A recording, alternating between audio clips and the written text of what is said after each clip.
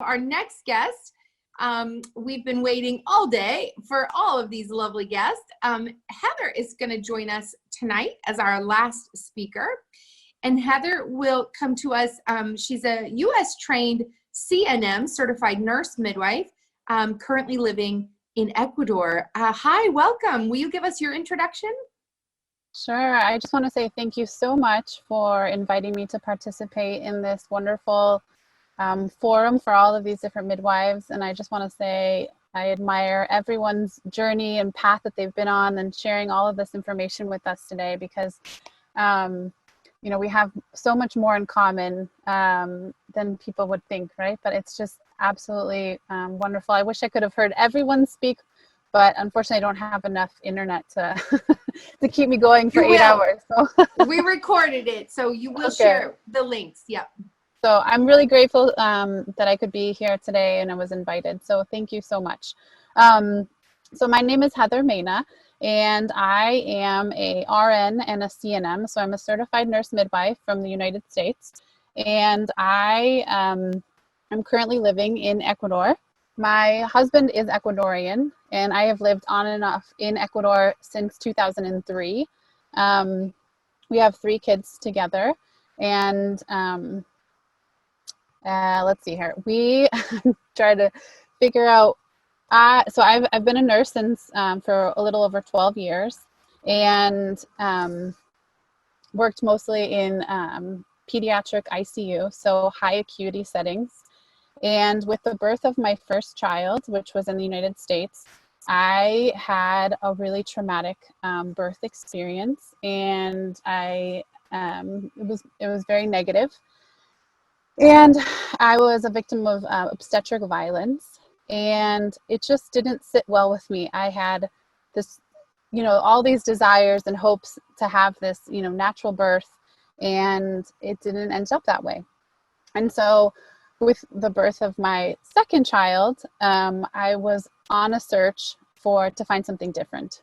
And so essentially, the state that I was living in at the time was Illinois, and Illinois had really high, they have lots of restrictions on midwives. And the fact that I worked in a hospital in a high acuity setting, a lot of my colleagues were, when I told them I thought about having a home birth, they were like, no, everything's going to go wrong.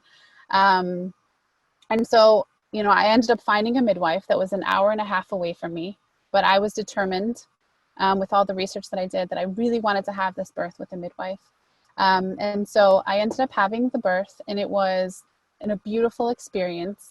I had a water birth, and I had a doula present as well. I had a very precipitous labor, so I didn't get to spend a lot of time with them, but the time that I did spend was completely different than my first experience.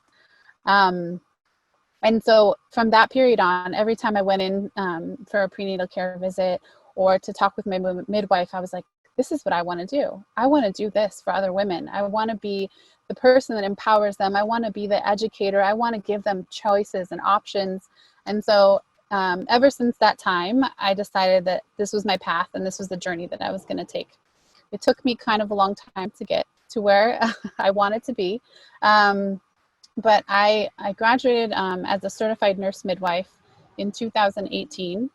However, as a certified nurse midwife, I was heavily medicalized. I mean, I did a lot of in-hospital work. I got a lot of good experience. However, for me, with all of the in-hospital experience that I had and the critical care background, I really wanted to know what it was like to do out-of-hospital birth. And that was really, really fascinating to me, to go back to the basics and back to the roots of where midwifery came from. And so for me, it was really important.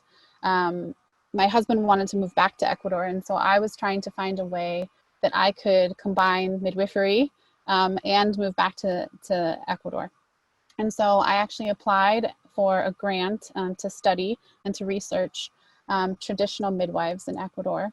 And I received that grant. And so basically the premise of my study was to study traditional midwives, their practices, and the medicinal plant use. And so I began my study in September of 2019.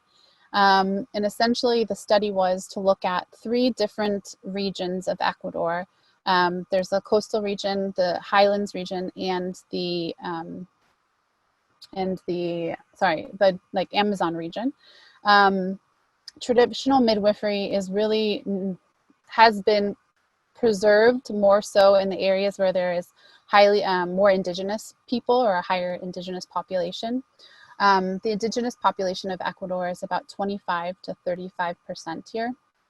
And so my first place was essentially what I wanted to do was be in the community and try to, one, earn the confidence and respect of these people that I was working with, these individuals, try to understand their culture a little bit better, and observe some of their practices and their techniques. So first I was in the jungle, and I was able to be part of 6 births. It was, I'm in awe of these women. They are some of the most strong and resilient women that I've ever seen. They have, the indigenous population in Ecuador has bore the brunt of a lot of discrimination, and I don't think that they're,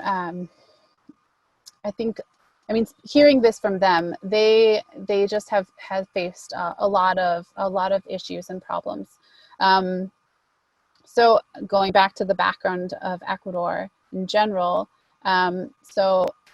and I can't tell you the exact time, but the Spanish, sorry, I'm trying to speak in English and not use my Spanish and English at the same time. Conquested Ecuador. And so there is a very interesting population here, or the demographics are very interesting. So you have what they would call white people here, which are mostly Spanish descendants. And then you have mestizos, mestizos are like half and half. So they're basically the product of a Spanish and indigenous relationship. And then you have Afro-Ecuadorians. And then you have, that was 4, right? Yeah, that's pretty much the majority of the population here. And like I said, 25 to 35% of the population is indigenous. And so, sorry, I'm going to go back to my thing where I have all my info. And like I said, that's where the majority of people, where traditional midwifery has really been preserved. So after spending about 3 months with these midwives and being able to participate in 6 different births, I started to recognize the things that needed to be done, and things that basically, this is from my perspective, right? And so it was really important for me to realize and respect their cultural practices. However, I started to notice that there were some definite deficiencies and safety issues in the practice. And so that was my first concern, I guess you could say. We spoke with a lot of the women. I spoke with a lot of the women, and I had a really good relationship with them.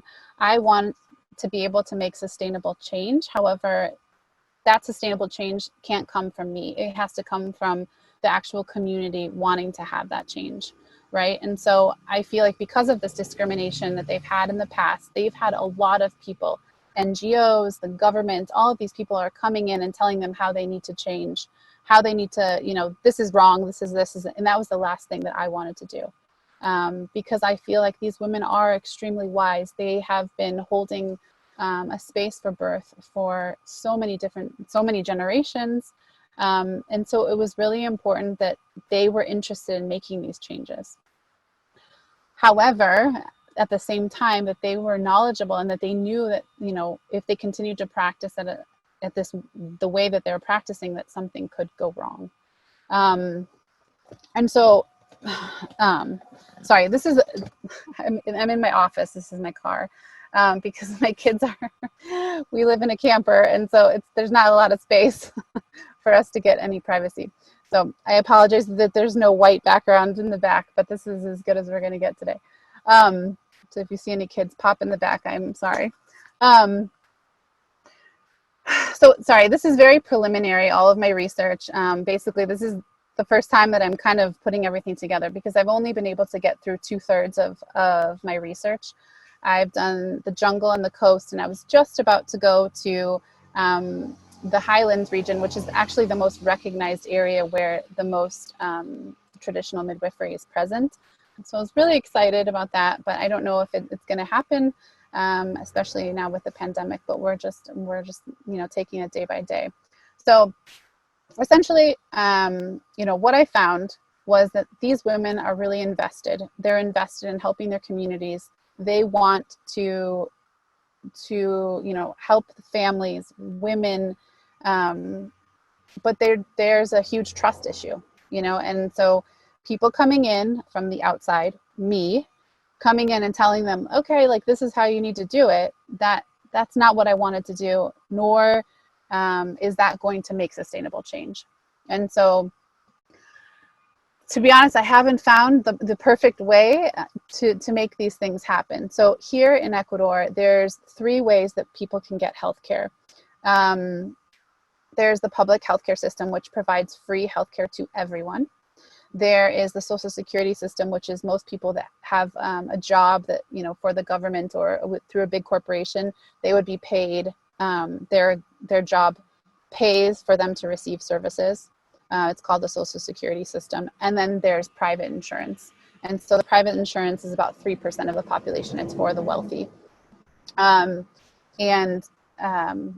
The majority of people receive care through the public healthcare system because it's free and because people don't have to pay for it. And so what's happened is that their traditional midwives, at one time in 2008, this is when it became completely free. At one time before that, it was low cost healthcare, high quality care.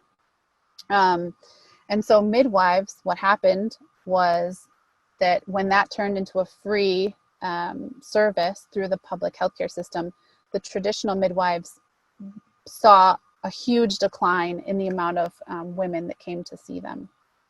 And so the organization that I was working with was a group of 10 midwives. They're called parteras in Ecuador. And in 2018, the year before I came, they had only 8 births. And so if you think about that, there's 10 midwives and only 8 births. So, I mean, that's not even 1 birth for every single one of them. And then depending upon whoever's, on call or whoever's present at the facility, you might not have even had, 1 birth in a whole year. And so this has been going on since 2008. And so many of these women have only caught 2 babies in, 10 years or 12 years. Or there's other women that have caught more. But what happens when you have a decline in these numbers, you forget what's important. And not only that is that you aren't continually learning. And so I think continued education is really important for all of us. However, culturally speaking, I don't think that is something that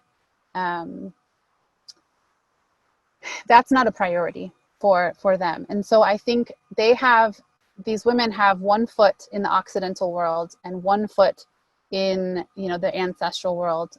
And so it makes it really hard to bridge providing care when the rest of the community is receiving these care from the, a medical model and also the free healthcare. So so basically what I found, and I'm still going through all of my research, is the midwives have a highly variable level of skill across the country with each individual midwife. I came across midwives that were, beyond prepared. They had, they would bring out their midwifery bag, and they would show me everything that they had inside of it. Many have received repeated trainings from UMFPA, from the Ministry of Health. The European Union has done a lot of education here in Ecuador. They've also had a lot of private organizations and NGOs that have come and tried to give, different conferences on suturing, on, recognizing obstetric emergencies, lots of different things. And so I feel like with every single midwife, I found a different level of understanding and knowledge base. And then, there were midwives that have only caught 3 babies total. And, they were looked upon as a midwife in their community, but they had very little preparation and very little understanding of what a physiologic birth is. And then, let's see here. And then the last thing that I found with the midwives is that almost all of them, the midwives that I worked with, demonstrated that they have adapted some form of the care that they provide because of experiences or trainings that they've received. So almost all of the traditional midwifery is not 100% traditional anymore.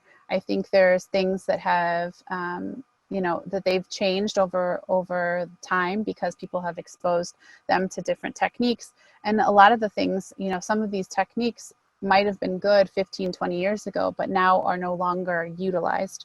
And so that's why it's really important that they continue to be updated.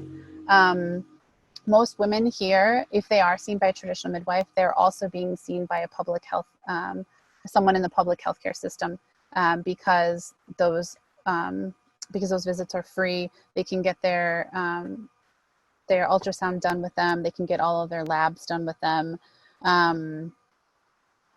The other thing that I found here is that the Ministry of Public Health, essentially, at one time, they were trying to get more midwives updated and actualized with information so that they could provide better care to people, because there's a lot of places that are rural in Ecuador that there are no healthcare centers close to, or people don't have buses or transportation that they can take to get to these places. And so because they're so isolated, it's really important that they have traditional midwives there that can take care of these women if for some reason they have a precipitous birth, or for some reason they can't get to a hospital or a healthcare center.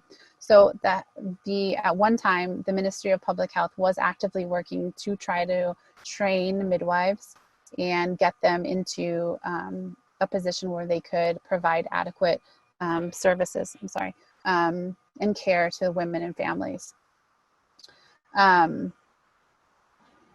Let's see here. The other thing that was really disappointing to find was that from talking to different women, I feel that obstetric violence is found in all healthcare settings here, in with traditional midwives, and also in the Ministry of Public Health, in the private healthcare settings. And so I don't know if there's a new movement from Spain, which is called El Parto es Nuestro. It's basically birth is ours. And I was able to attend one of the meetings in the capital here in Quito. And they have been doing a really great job of trying to get more information out about obstetric violence, about prenatal care, about things that, what you are looking for, and that you don't have to accept being treated a certain way. And that, obstetric violence is not okay. And I think many people and many women have just succumbed to the fact that, okay, well, everyone is treated like that, so that's just what we're going to get. And so I think through education and letting people know that is not okay, and that's not acceptable form of care for any woman, hopefully that will help bring that into the light and not let people treat others like that. The other big thing that I found is that most midwives are parteras. They feel very isolated and unsupported by the government. Like I said before, they feel that they've been discriminated against by many people. And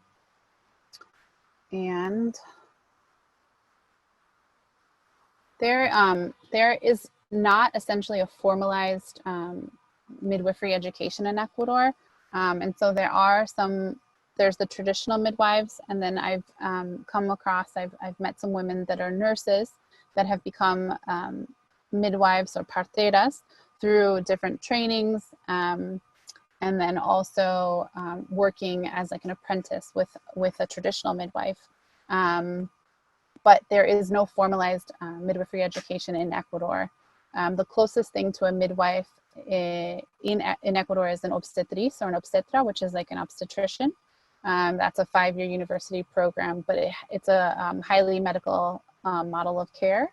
And so you don't see the emphasis on physiologic birth. And most obstetras or obstetricians work either in only primary care or intrapartum. They don't do both. And let's see what else. The Ministry of Public Health have recruited a lot of the traditional midwives to work within their communities, basically to be the eyes and ears of the healthcare center. They tell them that they want them to let them know about all different pregnant women, if they think that they might have a complication, or if women are not attending prenatal visits. They basically go out to their houses and tell them that the obstetra or the obstetrician needs to see them. The obstetras are highly discouraging the midwives or the parteras from catching babies or being present at deliveries. They are telling them that it's dangerous and they will be sent to jail if anything happens to the mother or baby, and that they should not be providing care to them unless it's an absolute emergency. Midwives are also told not to give any medicinal plants that can induce labor. This is what the formal public healthcare system is saying to the traditional midwives. So basically, I'm sorry, that was kind of disorganized. But basically, the things that I feel like that I've learned from this experience and things that could use improvement are hygiene. The majority of the traditional midwives that I watched or worked with and observed during birth, they were not good about washing their hands. Many of them didn't wash their hands at all. The majority of them did not use gloves. They had repeated number of cervical checks. That's without gloves. There wasn't a lot of emotional support being provided. I also didn't see a lot of freedom of movement in childbirth. I have not seen personally any women give birth in the public healthcare sector. However, from what I've been told by women who have given birth in the public healthcare sector, that they have a very limited options of giving birth. Basically, it's in the semi-Fowler's position, in bed. There was a movement in Ecuador in the mid-2000s, so like around 2005 to 2008, where they wanted to have vertical births because that is an indigenous cultural practice. And so some hospitals did adopt that practice. However, it really just depends on the training that the doctor or the director of the hospital has had and what they feel about, cultural and ancestral traditions, and if they feel like making that part of the practice at their hospital. Another thing that I've seen here is that there's not a lot of options for women. They have the free healthcare system. However, once they're there, I've heard horror stories of them, being yelled at, pinched for making too much noise during giving birth. There's no informed consent. They do things to the women without asking them if that's something that they want to do. And then basically just a lack of continued education and updating. Things that I see as barriers to this change are basically cultural preservation and lack of trust to outsiders. And outsiders could be, people from Ecuador, but they're trying to, enter into an indigenous community, but they're not from there. And so they're very wary of trusting those people because they have been burned in the past and taken advantage of. The other thing is barriers to that change is trying to get the two to collaborate. So the public healthcare system and traditional midwives. I've really worked to try to broach those two, and I feel like in some areas it works better than others. But like I said, again, that trust is really huge. I think it would be amazing to see a nationally organized, a nationally recognized like traditional midwives organization or something like that, where they could communicate with each other, they could support each other, and they could continue to receive education. However, that is a lot of work, and I don't know, just because money wise and funding, that's not super easy to do. So basically, you know, this has been an incredibly emotional experience for me. I've made really great relationships with some of these women. They, like I said before, they're so resilient, and they have worked so hard to improve their communities, improve the maternal mortality rate in their country, and just help their community. However, I feel like there is definitely some deficiencies here, and I feel like implementing change is not super easy. And so that's why I feel it's so important that we have skilled birth workers throughout the world. However, I know that Amiel, I think was her name, she mentioned, you know, trying to combine the middle ground and trying to combine, you know, the spiritual side and the scientific side is sometimes a lot more challenging than we anticipate, you know, because I think they're both so important. We have to know what physiologic birth looks like and what it is in order to really sit with that. You know, they call it watchful waiting. You know, you know what to expect, and so you're okay to sit there. But if you don't know what to expect, people rush things, they intervene, they do interventions, and I think that's what we're trying to avoid if possible. I mean, interventions are there for a reason, but they don't all need to be intervened on. And so it's been a really interesting experience for me. Because I'm a newer midwife, I don't feel like I'm at the point where I could go in and just you know, change all of these things, because I feel like I'm still learning as a practitioner. And so yeah, it's a lot to take in. So I hope that you guys understood what I was talking about, and I really appreciate that you guys took the time to listen to me. If you have any questions, I'm going to take it back to Leila and Augustine. So thank you. It was so lovely speech, and it was so breathtaking. I could feel the passion in your eyes and your speech. I wish I was there to join you in this noble mission, and really I appreciate you. I appreciate you, and I honor of you. God bless you. I'm proud of you, and all of midwives are proud of you.